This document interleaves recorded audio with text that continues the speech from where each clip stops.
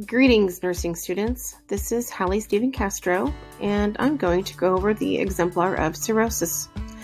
This falls under the concept of metabolism. Let's review the anatomy of the liver.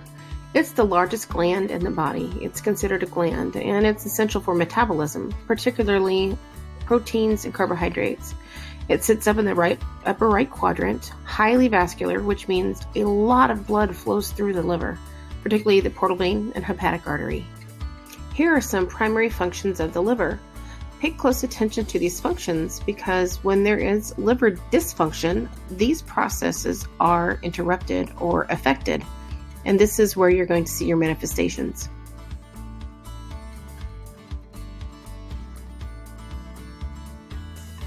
There are three general effects of liver dysfunction. Dysfunction at the cellular level of the liver, disrupted liver cell function, impaired bilirubin conversion, so that leads to jaundice, and lastly, it disrupts the blood flow through the liver. Remember, it's highly vascular.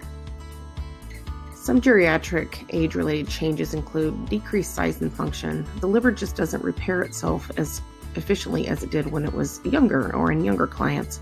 It has reduced drug metabolism, and it can't quite clear those drugs as efficiently as it once did. There's also an increase in gallstones. Here's a definition of cirrhosis according to Stedman's Medical Dictionary. Basically, cirrhosis is end-stage liver disease. The cells are no longer able to repair themselves or regenerate.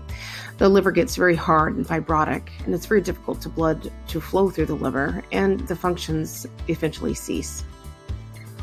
When clients reach this stage of end-stage liver disease, the liver gets very fibrotic, and as I mentioned before, the blood can no longer flow through the liver unimpeded. It's impaired. So you tend to get some manifestations that result from that impeded blood flow. The liver is generally a forgiving organ and can compensate for many years, but once they hit the cirrhosis stage, it starts to decompensate. It just can't regenerate or repair itself anymore. That's when you start to see these manifestations. You should become very familiar with all these terms on this slide. Primary causes of cirrhosis are alcohol abuse or alcoholic cirrhosis, also called lanic cirrhosis, hepatitis C, specifically in the United States. B and D is more common worldwide. Biliary obstruction, and NAFLD, which is non-alcoholic fatty liver disease. Since alcohol is one of the primary causes of cirrhosis, we need to ask some additional questions to our clients to identify those who are at risk. That includes the total amount of alcohol they consume, how many years they've consumed it, and make note of any excessive alcohol intake and blood levels on admission. There's a specific progression of cirrhosis related to alcohol. Initially, it causes some metabolic changes, and if the client is able to stop drinking at this point, this liver generally can regenerate itself and can heal. But if they continue on, it will continue through the process to that final stage of cirrhosis. Cirrhosis related to biliary obstruction is some type of obstruction somewhere in the biliary tree. It could be related to the gallbladder, gallstones, tumors. There's a number of underlying issues, but it can lead to the same issues of inflammation, fibrosis, and eventually those regenerative nodules if it's not corrected. Post-hepatic cirrhosis is cirrhosis related to viral hepatitis or chronic viral hepatitis. In the United States, hepatitis C is the primary cause. It also causes the liver to shrink, to get those nodules, to get really hard and fibrotic, and lose its function. Risk factors include clients that drink alcohol in excess, also those that have a history of IV drug use because of the high coincidence of hepatitis C and IV drug use. The statistics there for prevalence are directly from the CDC website.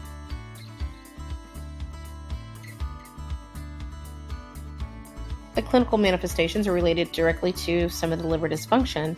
Some of the more common clinical manifestations are portal hypertension, impaired metabolism, bleeding disorders, as well as the gynecomastia, jaundice, and neurologic changes.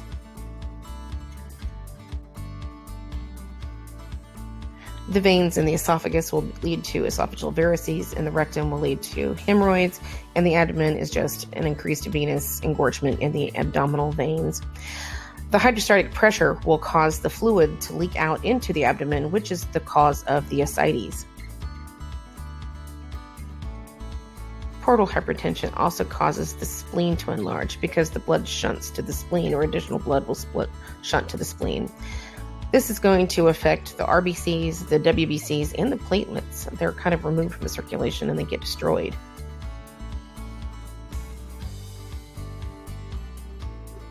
Ascites is the accumulation of all that fluid in the belly that's usually very high in plasma rich.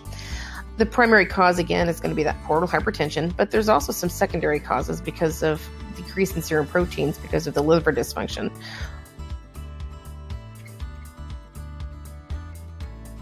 Some treatments for ascites include a low-sodium diet, remember where salt goes, water follows, diuretics, bed rest, paracentesis, and that's where the physician pulls the fluid off the abdomen, administration of salt-poor albumin, as well as a TIPS procedure, and we'll talk more about that later. Some of the more common treatments for the ascites may include that paracentesis, which is draining the fluid off. I'm draining it with a needle. The gastric lavage, and that TIPS procedure. The TIPS procedure is a surgical procedure that helps reroute or shunt that blood to try to lower the pressure. Esophageal varices are the engorged veins at the lower end of the esophagus because of that portal hypertension. Remember, if the liver's really hard and fibrotic, you get a backup of fluid, which it causes the veins in the esophagus to engorge. They're very superficial, and they are prone to ulceration and massive bleeding, which can be life-threatening. With esophageal varices, if they do rupture and hemorrhage, the patient can bleed out in a matter of minutes. Again, this is a life-threatening condition. If this happens, typically the patient's going to need something called a balloon tamponade. The trade names for those are the Senstock-Blakemore or the Littman tube. This balloon is placed down the esophagus and then blown up to hold pressure against those bleeding areas or those bleeding varices. There are some nursing responsibilities, particularly with these types of tubes. You should read the passage in your book regarding this treatment. Jaundice is a yellow or green tinged color to the skin and also the sclera of the eyes, and it's due to the increase in serum bilirubin levels. This is caused from the hepatocellular dysfunction as well as a possible obstructive jaundice from liver dysfunction due to the cirrhosis.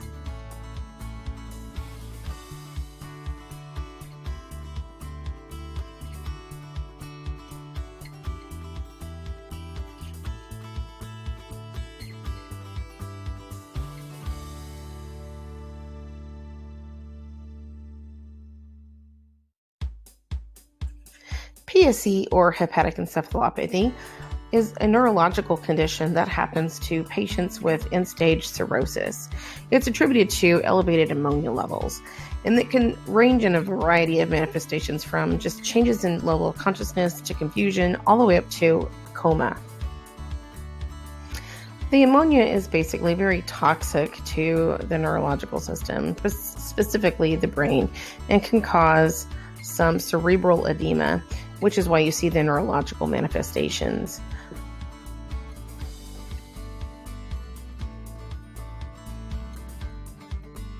Some things you might see for assessment are an EEG, which is an electroencephalogram, changes in level of consciousness, so you're going to do those neuro checks frequently, potential seizures, so you may need to pad the rails, keep them close to the nervous station, better hepaticus, I'll let you look that one up, and we'll need to monitor fluid and electrolyte balances. Some patients with cirrhosis develop something called hepatorenal syndrome. This is an acute that may lead to chronic kidney injury. They're really unsure of the cause, but they do theorize that because of the lack of blood flow, because of the shunting of the blood, that the kidneys aren't being properly perfused. When developing your clinical judgment model, we need to start with noticing, and initially we start with the history. We need to kind of see who is at risk for developing cirrhosis. And here are some good questions that we can start with a good thorough history. After After your history, then you need to do your physical assessment. This is when we're starting to do more actual data collection with our noticing. I have this picture also on the accompanying PowerPoint slide. Please blow it up and look closely at some of the manifestations listed here on this slide. Your liver function studies are going to be some of the primary labs that you're going to review for a client that has cirrhosis. That liver function study includes AST, ALT, the alkaline phosphatase, as well as the total bilirubin. The GGT isn't as common anymore. You're also going to review that CBC with the platelets. The additional labs you're going to review for clients with cirrhosis are related directly to some of those clinical manifestations. That's going to include those coagulation factors because of the bleeding and dysfunction that liver cirrhosis can cause, as well as serum electrolytes, that total bilirubin, serum albumin because of lack of protein, and ammonia. There may be some radiology imaging used for a client with cirrhosis. Abdominal x-rays, just to make sure there's no other underlying issues. A CAT scan is pretty common. An MRI, or the magnetic resonance imaging, and the MR elastography. Other studies may include a liver ultrasound, an arteriography, which kind of gives us an indication of the blood flow, an EGD, and an ERCP. ERCP is endoscopic retrograde cholangiopancreatiogram.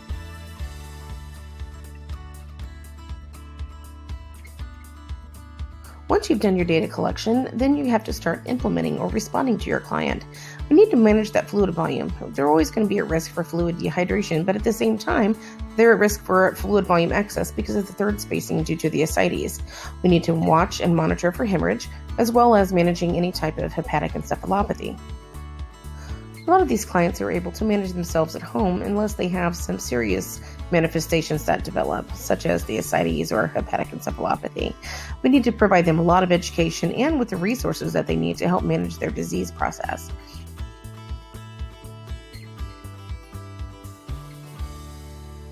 Ideally, our clients with cirrhosis will be free from all of those negative clinical manifestations that develop with cirrhosis. But frequently they still do, but we just kind of have to manage them and try to keep them under control. We would just want them to have the best quality life as possible, and also important to abstain from alcohol and drugs. Here's a list of medications that may be prescribed to your client with cirrhosis to help manage their complications and or clinical manifestations. I'd encourage you to kind of review this list and see why we give them and relate them to that manifestation and what nursing implications you would have. Diet actually plays a very important role in clients with cirrhosis. We want to reduce their sodium intake just because of the ascites, because remember, where salt goes, water follows. Institute fluid restrictions, and make sure they have a palatable diet. We need to be very, very cautious with the protein intake, especially if their ammonia levels are high. There's additional medical management and treatments for your client with cirrhosis. But most importantly, we really need to eliminate the precipitating cause, whether it's alcohol or drugs or related to hepatitis C. We need to get those factors under control and address the clinical manifestations with treatments that we've talked about. A liver transplant might be a viable option for a few clients with end-stage cirrhosis, but they have to demonstrate that they've had good control of their disease and their underlying issues, such as alcoholism and or drug use. If it is a donor liver, they have to come from a healthy client that's usually a victim of a trauma. I hope this mini lecture has been helpful.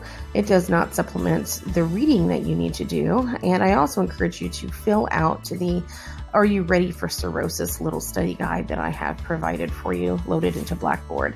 If you have additional questions, please do not hesitate to reach out to me. Thanks.